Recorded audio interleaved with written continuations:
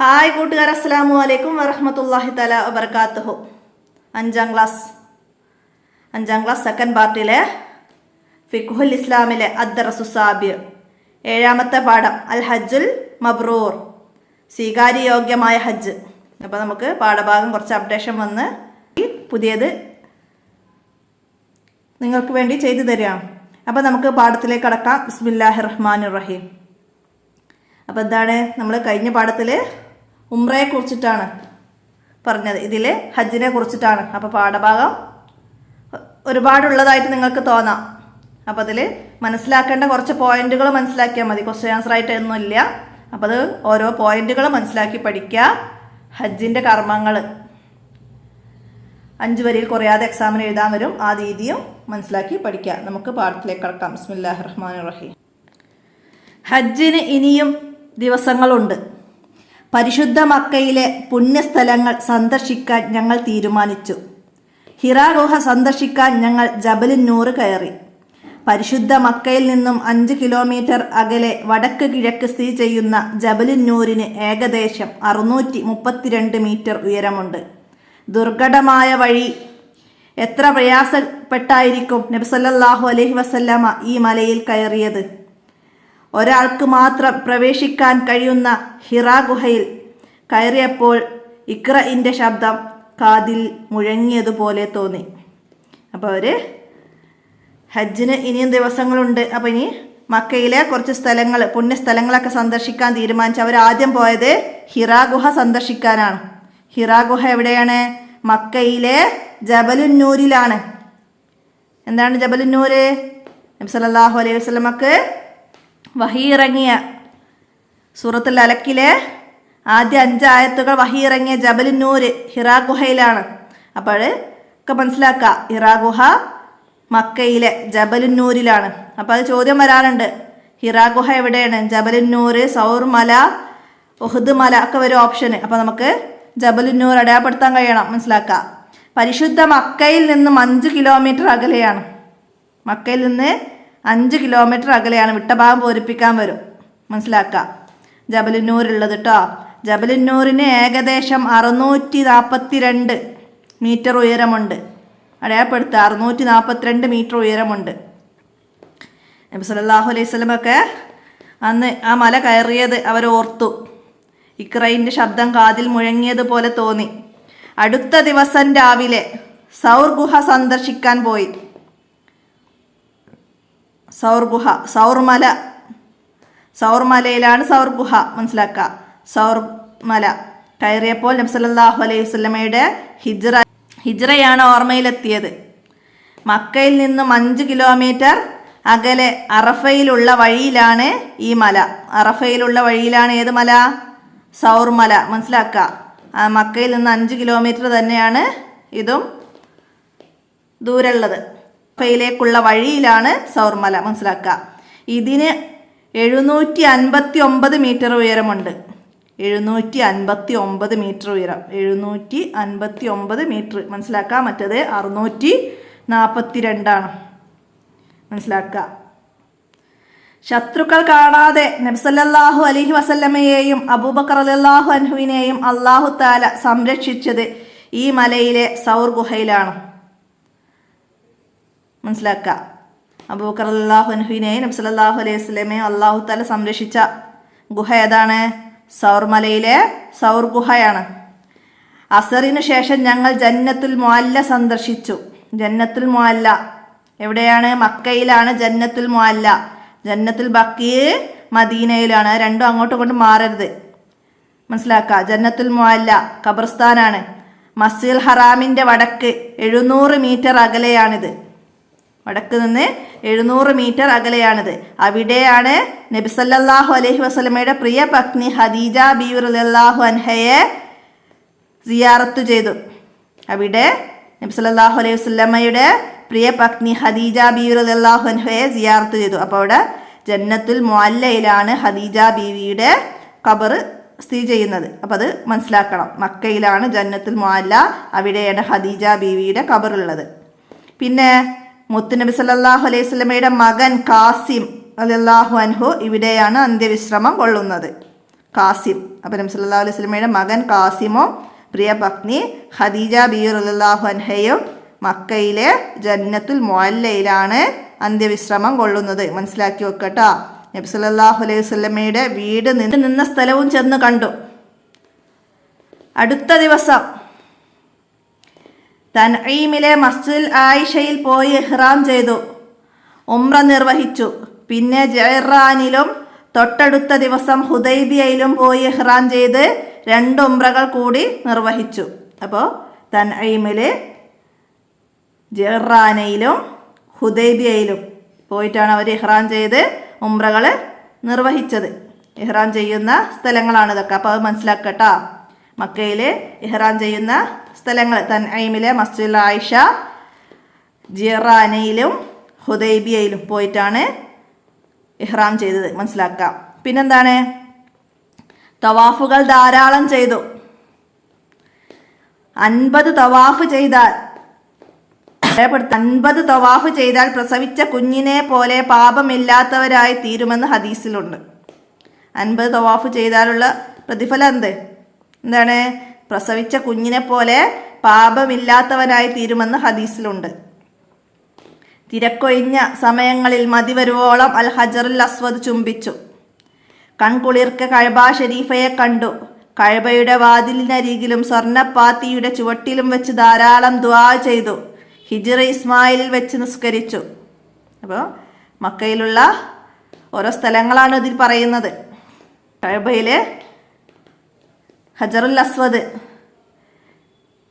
കഅബയുടെ വാതിലുകൾ, സ്വർണ്ണപ്പാത്തി, പിന്നെ ഹിജ്ർ ഇസ്മായിൽ, അതൊക്കെ മനസ്സിലാക്കുക. പിന്നെ ഹജ്ജിൻ്റെ ദിവസങ്ങളെത്തി. ഹറമിൽ തിരക്ക് വർദ്ധിച്ചു കൊണ്ടിരുന്നു. നവൈത്തുൽ ഹജ്ജ വഅഹ്റംതു ബിഹി ലില്ലാഹി തആല എന്ന നിയ്യത്ത് മനസ്സിൽ കരുതി. ഹജ്ജിൻ്റെ ഇഹ്റാം ചെയ്യുന്നതാണ്, നിയ്യത്താണ്, ഹജ്ജിൻ്റെ നിയ്യത്ത്. അപ്പോൾ അത് അണ്ടർലൈൻ ചെയ്ത് വെക്കുക. എന്ന് നിയ്യത്ത് മനസ്സിൽ കരുതി ദുൽഹിജ്ജ 8-ന് ഹജ്ജിന് ഇഹ്റാം ചെയ്തു. ഹജ്ജിന് ഇഹ്റാം ചെയ്യുന്നത് ദുൽഹിജ്ജ 8-നാണ്. അപ്പോൾ ദുൽഹിജ്ജ 8-നാണ് ഇഹ്റാം ചെയ്യുന്നത്. ടെൻറ്റുകളുടെ നഗരമായ മിനായിലേക്ക് ഞങ്ങൾ നീങ്ങി. ദുൽഹിജ്ജ 8-ന് ഇഹ്റാം ചെയ്ത് മിനായിലേക്ക് നീങ്ങി. ഹജ്ജ് കർമ്മമാണ് ഇവിടെ പറയുന്നത്. അപ്പോൾ മനസ്സിലാക്കണം. ഇഹ്റാം ചെയ്ത് ദുൽഹിജ്ജ 8-ന് ഇഹ്റാം ചെയ്ത് മിനായിലേക്ക് നീങ്ങി. ഹാജിമാർക്ക് താമസിക്കാനുള്ള ആയിരക്കണക്കിന് ടെൻറ്റുകളുണ്ട് അവിടെ. ടെൻറ്റുകളുടെ നഗരമാണ് ഏത്? മിന. മനസ്സിലാക്കുക. ടെൻറ്റുകളുടെ നഗരം മിന. അപ്പോൾ അവിടെ ആയിരക്കണക്കിന് ടെൻറ്റുകളുണ്ട്. ഹാജിമാർ അവിടെ രാപ്പാർക്കും. അപ്പോൾ മിനായിൽ രാപ്പാർക്കുന്നത് എന്നാണ്? ദുൽഹിജ്ജ 8-ന് ഇഹ്റാം ചെയ്തു. അന്ന് രാത്രി മിനായിൽ രാപ്പാർത്തു. അപ്പോൾ അത് 9, ദുൽഹിജ്ജ 9-നാണ്.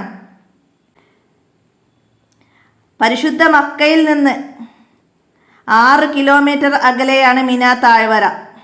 അണ്ടർലൈൻ ചെയ്യുക. 6 കിലോമീറ്റർ അകലെ. മക്കയിൽ നിന്ന് 6 കിലോമീറ്റർ അകലെയാണ് മിന താഴ്വര. എല്ലാവരും തൽബിയത്തിൻ്റെ ആവേശത്തിലാണ്. അന്ന് മിനായിൽ രാപ്പാർത്തു. ദുൽഹിജ്ജ 8-ന് ഇഹ്റാം ചെയ്ത് മിനായിലേക്ക് പോയി. അന്ന് മിനായിൽ രാപ്പാർത്തു. പിറ്റേന്ന് ദുൽഹിജ്ജ 9-ന് പുലർച്ചെ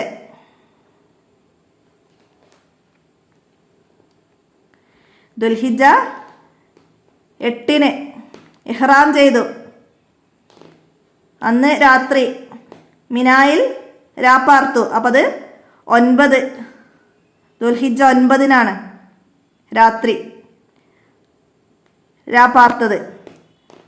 എല്ലാവരും തൽബിയത്തിൻ്റെ ആവേശത്തിലാണ്. അന്ന് മിനായിൽ രാപ്പാർത്തു. ദുൽഹിജ്ജ 9-ന് രാവ്, 9-ൻ്റെ രാവിലെ മിനായിൽ രാപ്പാർത്തു. പിറ്റേന്ന് ദുൽഹിജ്ജ 9-ന് പുലർച്ചെ രാവിലെ ആവുമ്പോൾ നമ്മൾ പുലർച്ചെ എന്ന് പറയും. ഇത് രാവ്. മിനായിൽ രാപ്പാർത്തത് രാവിന്. പുലർച്ചെ ഞങ്ങൾ അറഫയിലേക്ക് നീങ്ങി. അറഫയിലേക്ക് നീങ്ങിയത് ദുൽഹിജ്ജ 9-ന് പുലർച്ചെ. അപ്പോൾ ദുൽഹിജ്ജ 9 തന്നെയാണ് അറഫയിലേക്കും പോകുന്നത്. മനസ്സിലാക്കുക. മിനായിൽ നിന്ന് 10 കിലോമീറ്റർ അകലെയാണത്. മക്കയിൽ നിന്ന് 6 കിലോമീറ്റർ അകലെയാണ് മിന. മിനായിൽ നിന്ന് 10 കിലോമീറ്റർ അകലെയാണ് അറഫ. അപ്പോൾ ദുൽഹിജ്ജ 9 പുലർച്ചെ അറഫയിലേക്ക് നീങ്ങി. മനസ്സിലാക്കുക.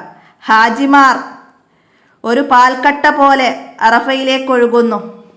ആഫ്രിക്കക്കാർ, ഏഷ്യക്കാർ, യൂറോപ്യർ, അമേരിക്കക്കാർ, അറബികൾ, ഇന്ത്യക്കാർ, ഇന്തോനേഷ്യക്കാർ, ബംഗ്ലാദേശികൾ, വിവിധ ഭൂഖണ്ഡങ്ങളിലും രാജ്യങ്ങളിലുമുള്ളവർ, വിവിധ വർണ്ണങ്ങളിലുള്ളവർ, അനേകം ഭാഷ സംസാരിക്കുന്നവർ, പാവപ്പെട്ടവർ, പണക്കാർ, ഭരണാധികാരികൾ, പ്രജകൾ എല്ലാവരും ഒരേ വേഷത്തിൽ ഒരേ മന്ത്രത്തിൽ ഏകനായ അല്ലാഹു തആലയുടെ ദിക്റിലായി അറഫയിൽ ഒരുമിച്ച് കൂടിയിരിക്കുന്നു.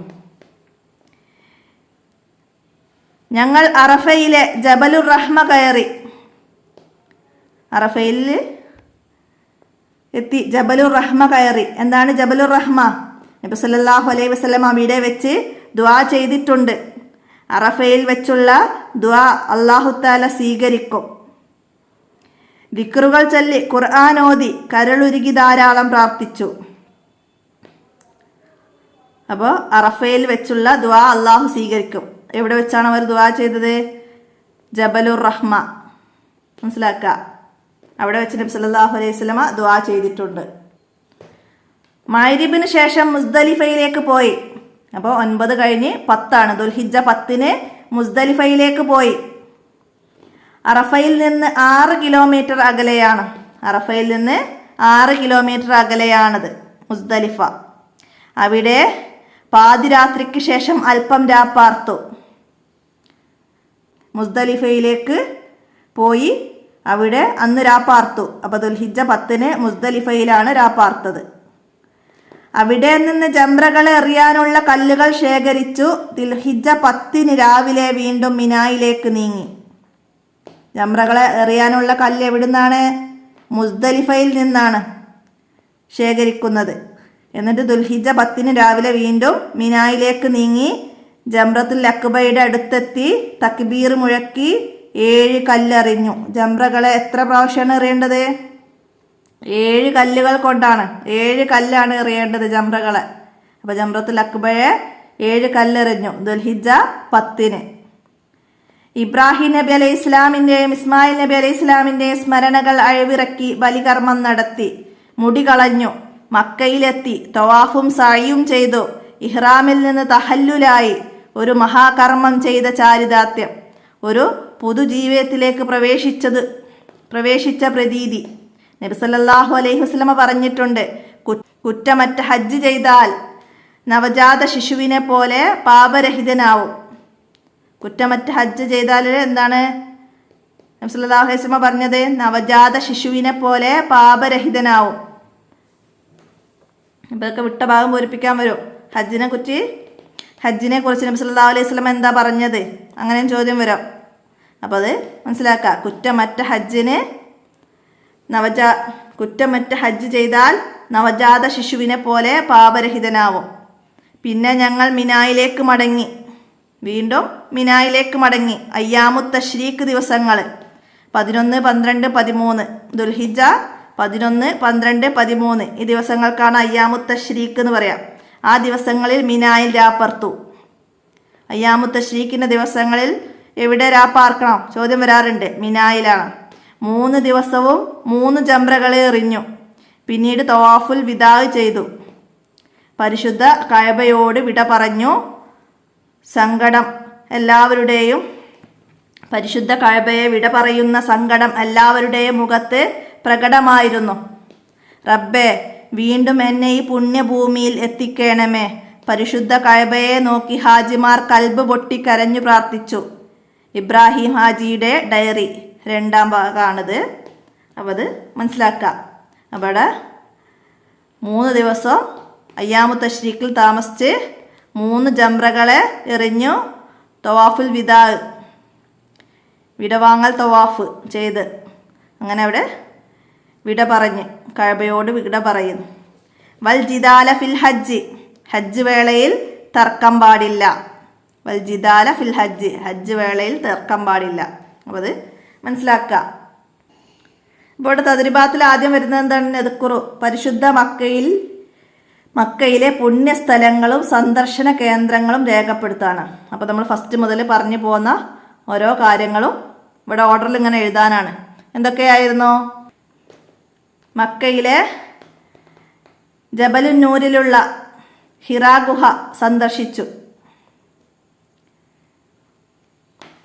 പിന്നീട് സൗർ മലയും കയറി. പിന്നീട് ജന്നത്തുൽ മുഅല്ല സന്ദർശിച്ചു. ഖദീജ ബീവിയുടെയും നബി സല്ലല്ലാഹു അലൈഹി വസല്ലമയുടെ മകൻ ഖാസിം റളിയല്ലാഹു അൻഹുവിൻ്റെയും ഖബറുകൾ സിയാറത്ത് ചെയ്തു. പിന്നീട് തൻഈമിലെ മസ്ജിദുൽ ആയിഷയിലും ജിറാനയിലും ഹുദൈബിയയിലും പോയി ഇഹ്റാം ചെയ്ത് ഉംറകൾ നിർവഹിച്ചു.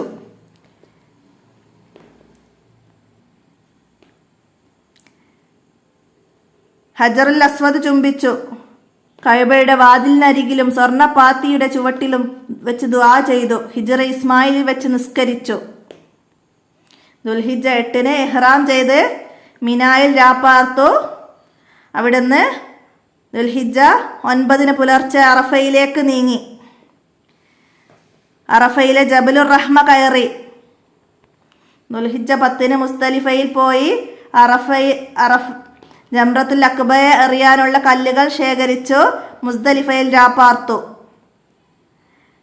ദുൽഹിജ്ജ 10 വീണ്ടും മിനായിലേക്ക് വന്നു. ജംറത്തുൽ അഖബയുടെ അടുത്തെത്തി 7 കല്ലെറിഞ്ഞു. തക്ബീർ മുഴക്കി 7 കല്ലെറിഞ്ഞു. ബലികർമ്മം നടത്തി മുടി കളഞ്ഞു. തവാഫും സഅയും ചെയ്തു. ഇഹ്റാമിൽ നിന്ന് തഹല്ലുലായി. അയ്യാമു തശ്രീഖിന്റെ ദിവസങ്ങളിൽ മിനായിൽ രാപ്പാർത്തു. ജംറകളെ 3 ദിവസം എറിഞ്ഞു. തവാഫുൽ വിദാ ചെയ്തു. അപ്പം ഇത്രയും കാര്യങ്ങൾ എഴുതുക. ഹജ്ജിൻ്റെ കർമ്മങ്ങളോ സന്ദർശിച്ച സ്ഥലങ്ങളും ഒക്കെ അതിലേക്ക് രേഖപ്പെടുത്താം. അടുത്ത നസിൽ യോജിച്ച് ചേർക്കാനാണ്. അറഫയിലാണ് എന്ത്? ജബലുർ റഹ്മ. അപ്പം അതിൻ്റെ ഡി എഴുതാം. ജന്നത്തുൽ മുഅല്ല. എന്താണ് അവിടെ? ഖദീജ ബീവിയുടെ ഖബർ. നബി സല്ലല്ലാഹു അലൈഹി വസല്ലമയുടെ മകൻ ഖാസിം റളിയല്ലാഹു അൻഹുവിൻ്റെ ഖബറും. അടുത്ത ജബലുന്നൂർ ഹിറാ ഗുഹയിലാണ്. അതിൻ്റെ എഴുതാം. മിന എന്താണ്? മിനായിലെ ജംറത്തുൽ അഖബയെ കല്ലെറിയും മിനായിൽ. പിന്നെ ജബൽ സൗർ ഗുഹ. അപ്പം അതിൻ്റെ ബി എഴുതാം. ഇതിൽ കൂടി നമുക്കിവിടെ വരുന്നുണ്ട്. എന്താണ്? ഹജ്ജിന് ഇഹ്റാം ചെയ്തു. എന്നായിരുന്നു ഹജ്ജിന് ഇഹ്റാം ചെയ്തത്? ദുൽഹിജ്ജ 8. അപ്പം അതിന് സി എഴുതാം.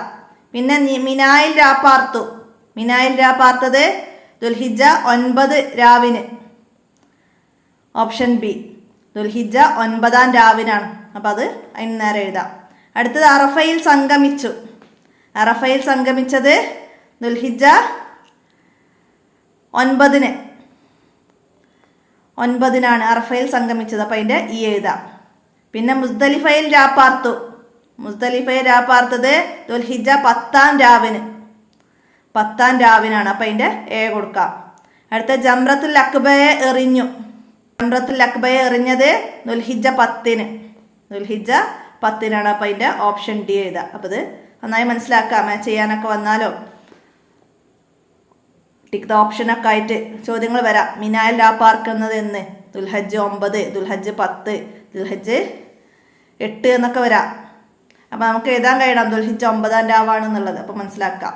ഇനി ഇവിടെ താഴെ കുറച്ച സ്ഥലങ്ങൾ തന്നിട്ടുണ്ട്. അത് ഇവിടെ മാപ്പിൽ കണ്ടെത്താനാണ്. ജിദ്ദ ഇവിടെയാണ് വരുന്നത്. ജിദ്ദ. പിന്നെ അടുത്തത് മക്കത്തുൽ മുക്കറം. അത് അവിടെയാണ് വരുന്നത്. പിന്നെ മസ്ജിദുൽ ഹറാം എവിടെയാണ്? ഇവിടെയാണ് മസ്ജിദുൽ ഹറാം. അതിൻ്റെ താഴെയായിട്ട്. പിന്നെ മിന, അറഫ, മിന ഒക്കെ വരുന്നുണ്ട്. പിന്നെ ജബലുന്നൂർ, തൻഈം, ജൈറാന ഇതൊക്കെ ഇതിൽ കണ്ടെത്താൻ ശ്രമിക്കുക എല്ലാവരും. നമുക്കിനി അടുത്ത നുബയ്യീന്. എന്താണ്? ഹജ്ജിൻ്റെ കർമ്മങ്ങൾ ആദ്യം മുതൽ അവസാനം വരെ ക്രമത്തിൽ വിവരിക്കണം. ഹജ്ജിൻ്റെ കർമ്മങ്ങൾ. അപ്പം എന്ത് എഴുതാം നമുക്ക്? ദുൽഹിജ്ജ 8 നബൈത്തുൽ ഹജ്ജ് വഹറംതു ബിഹി ലില്ലാഹി തആല എന്ന് നിയ്യത്ത് മനസ്സിൽ കരുതി ഇഹ്റാം ചെയ്തു. മിനായിലേക്ക് നീങ്ങി ഇഹ്റാം ചെയ്തു. മിനായിലേക്ക് നീങ്ങി. അന്ന് മിനായിൽ രാപ്പാർത്തു. ദുൽഹിജ്ജ 9 പുലർച്ചെ അറഫയിലേക്ക് നീങ്ങി. അറഫയിലെ ജബലുർ റഹ്മ കയറി.